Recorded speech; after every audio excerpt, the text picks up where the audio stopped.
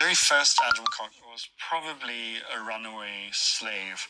The name Kok suggests maybe that he might have been a cook. But whoever he was, he must have been a very remarkable man with great leadership abilities. He managed to unite a diverse group of people, Khoi, freed or runaway slaves, and lead them on a quest for freedom. This is where it all started for the Griquas, the Piketberg district, about 2 hours drive north of Cape Town. This was the land of the Griqua and the Griqua, relatively small tribes sandwiched in between the more powerful Khoisan in the south and the Namas in the north. By the time Adam Kok arrived in this district in 1751, both groups were in an advanced state of disintegration. Dis 'n lang storie. Dit is hier waar Adam Kok die eerste hom gevestig het, na hy sy vryheid bekom het. En dit is hier waar hy verskillende etniese groepe bymekaar gebring het. Dit is hier waar ook die ontstaan van vryheid begin het en die gedagte daartoe. En waar Adam Kok verskillende etniese groepe hier as die vryheid van mense hier begin het. Die eintlike Rainbow Nation het hier begin. En dit is van hier af waar mense besluit het, ons gaan in vryheid lewe. En hier is ons vandag. Die naam van hierdie plek van tevore was Kapteinskloof. Vandag is dit Banghoek. Dit is hier waar Adam Kok die eerste sy woning gehad het. Dit is ook hier waar Cornelis Kok die eerste ingebore is.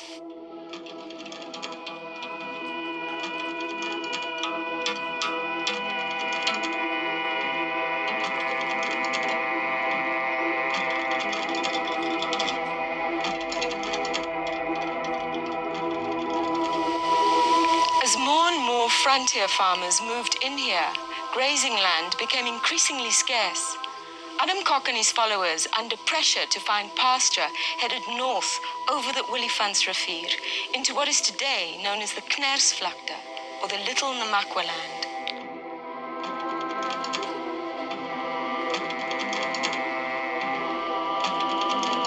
Is dit nou die pad wat hulle gevolg het? Ja, volgens oorvertelling is dit die route wat gevolg was. Hier vandaan af oor die Knersvlakte, verby Kamieskroon, regop tot by Pella. And here, 500 kilometers north of Piketberg, we find the Groot Gariep, or the large river, South Africa's own Rio Grande. Today it forms a border between South Africa and Namibia, but in those days there were no such things as borders. And it was in this vicinity that Adam Kok and his followers first settled after their long trek.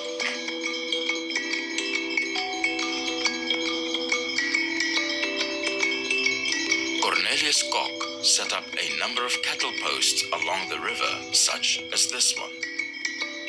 They came into contact with various other groups, such as the Koranas.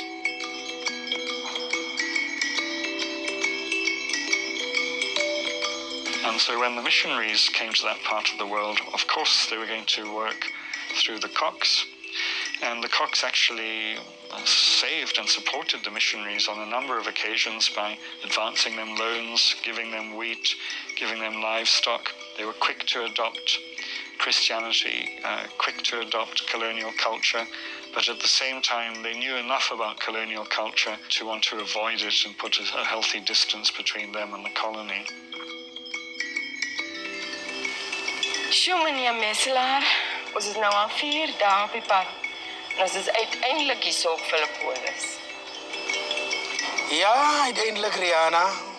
Ons was per voertuig op die pad. Die Griquas het te voet en te Osama getrek. Adam Kok III became chief in Philipolis in 1837. Voortrekker farmers started moving into the area, distancing themselves from British rule in the Cape. They ignored Griqua rights to the land and increasingly appropriated the best grazing land and water fountains. This is the main street of Philipolis, and I'm here with local Griqua guide Charles Himan. Philipolis is a town rich in history, but very little of its Griqua past is visible here. That's true. Maar Dit is alles as gevolg van die Europeërs. Hulle het die Griekse geskiedenis hier weggevat van Philipolis. Maar tog kry ons nog steeds ryke geboue en erfenis van die Griekse hier in Philipolis. Soos Adam Kok se huis. Dit is die huis van Adam Kok die derde. As ons kyk na hierdie huis, dan gaan ons sien die oorspronklike muur, soos jy kan sien, is veel dikker as die gewone muur soos hy is. Die vensters kan 'n mens ook sien. Die is die oudste huis in Philipolis. Gradually, the Griquas lost control over the land, and eventually, they had no choice but to sell the remaining land to the Free State Boers. The Griquas gathered their belongings and trekked over the Drakensberg to an area called Normansland, promised to them by the British. This is Ongeluksnek Pass, where Adam Kok III cut across these magnificent mountains known as the Drakensberg. It was a migration of epic proportions, relegated to a footnote by South African historians. Adam Kok III led 2,000 of his followers with 300 ox wagon and 20,000 head of cattle and sheep across these mountains from Philipolis. After losing nearly half their livestock and their ox wagons in the ravines of these mountains, they arrived at their promised land. But the trek cost them dearly.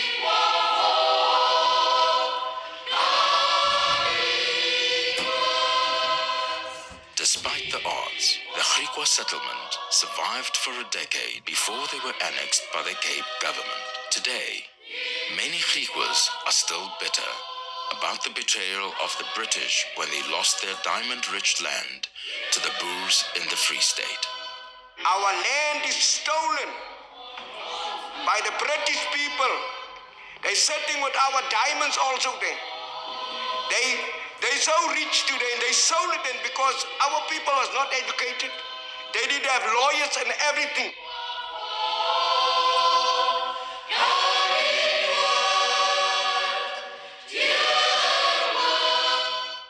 The Griqua symbol of the Kanidoot aloe plant embodies the spirit that kept them alive despite all odds. Colonization and the policy of apartheid created further dislocation and a diaspora that threatened their continued existence. Today, they are scattered all over the country, but they remain a proud, independent, and united people wherever they find themselves. Against all the odds, they have survived. They refuse to be labeled colored and brushed aside.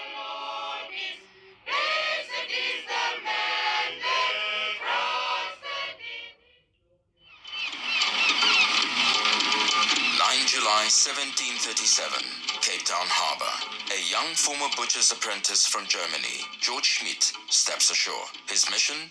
To preach the gospel to the indigenous people. He was sent by the Moravian Missionary Society at a time of evangelical revival in Europe. But the Cape was not a friendly place for this missionary. The spiritual monopoly was held by the Dutch Church, and although he came with VOC permission, local clergy and farmers did not approve of his intended teachings to the Khoi. Schmidt arrived in the Overberg and first started teaching to the Hassequas who lived near the company cattle post. A year later, on the 23rd of April 1738, he arrives in Baviaanskloof, the present-day Genadendal, where he continued his work.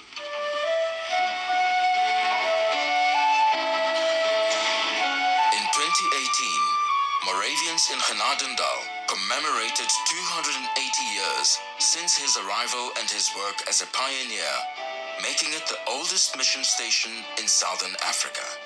Uncle Chris, as the historian of the church, can you tell me about today's event? Yes, we are celebrating the arrival of George Schmidt, the Moravian missionary from Germany, in 1737. He arrived here actually in Table Bay on the 9th of July. and now we are celebrating this. It's 280 years ago, and that was the beginning of our church here in this place, and our schools, because George Schmidt also taught the people from the first day, and he also preached to them. After Schmidt left, 50 years passed before the Moravians resumed the mission work. Marsveld, Schwinn and Kuno found the original pear tree still standing, and they met one of Schmidt's original converts, Magdalene Verhetgier, now 81, with her old Bible given to her by Schmidt. Only Verhetgier survived, and she kept up the Christian faith by also preaching to other people as the first Khoisan evangelist for about 50 years. And they found her at the pear tree, praying there when the couple of Moravian missionaries eventually came. After that, they have established the Moravian church there. Hier het opgestaan en waarlijk opgestaan.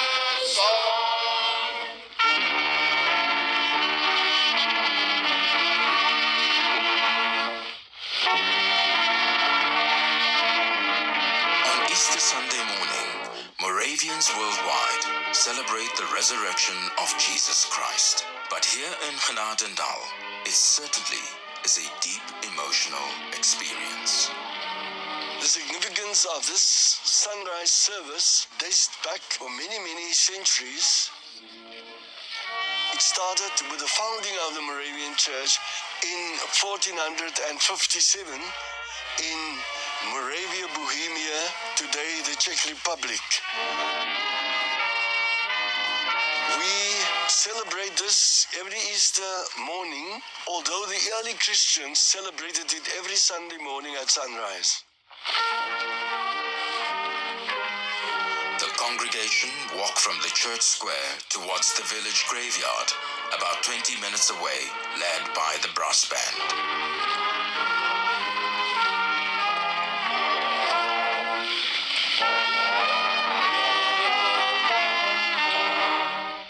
Daar is die lam van God, wat die sonde van die wêreld wegneem. Hy het gelei onder Pontius Pilatus, is gekruisig, gestorwe en begrawe, en het neergedaal na die doderyk. Hy het op die derde dag opgestaan uit die dode, en met hom baie liggame van die ontslape heiliges. It's an emotional experience for many, as the names are read of loved ones that have passed on since the previous Easter weekend. Sarah Margaret Kloete, Willena Joy Michaels, Joy Samantha Phyllis, Caroline Margaret Okkes, Stella Abrams, Anna Cornelia Kleinsmith.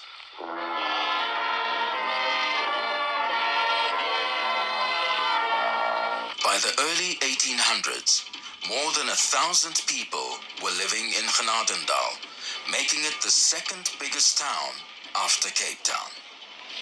By the mid-1800s, the population grew to more than 3,000 and several industries were established. Genadendal became a thriving settlement, providing a model for other mission stations that followed. But what was the spiritual life of the Khoi before the arrival of missionaries? Author and researcher Dr. Vila Busak wrote about this in his book, Struggles of an Ancient Faith. The Khoisan, according to archaeologists and geneticists, are the first indigenous people, not only of southern Africa, but also on Earth, which means that as Homo sapiens, as the first modern human beings, we had to develop a sense of a higher being. They came over many years. They've developed through evolutionary thinking their concept of God. God as creator, God of the creator of the rains, God as provider, God as protector, and that was the way they came along with this religious consciousness or sacred being that must be there. The Khoi didn't struggle to to become Christians, or found it relatively easy to become Christians, because of a number of similarities. The very first thing is that we had a monotheistic concept of God, that is, we believed in one God.